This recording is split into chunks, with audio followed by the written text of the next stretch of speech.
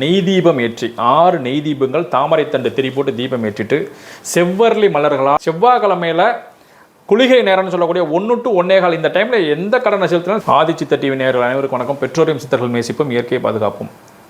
மேச லக்னக்காரர்கள் கடன் தீரணும்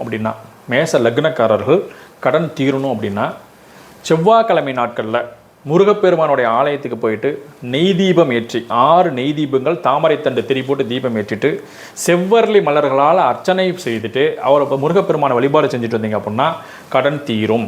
மேச லக்னக்காரர்கள் செவ்வாய்க்கிழமை நாட்களில் செவ்வரளி மலர்களால் அர்ச்சனை செய்யணும்.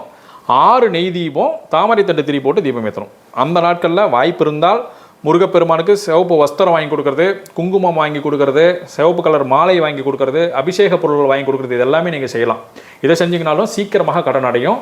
அதே சமயத்தில் பொதுவாகவே செவ்வாய்க்கிழமையில் குளிகை நேரம்னு சொல்லக்கூடிய 1 to 1:15 இந்த டைமில் எந்த கடனை செலுத்தினாலும் சீக்கிரமாக கடனை கட்டி முடிச்சிடலாம். ஆனால் மேச லக்னக்காரர்கள் இந்த வழிபாடு செஞ்சுட்டு வாங்க, நிச்சயமாக உங்களுடைய கடனில் வந்து சீக்கிரமாக மீண்டு வெளியில் வந்துடலாம். பயன்படுத்துங்கள், பலனடையுங்கள். நன்றி.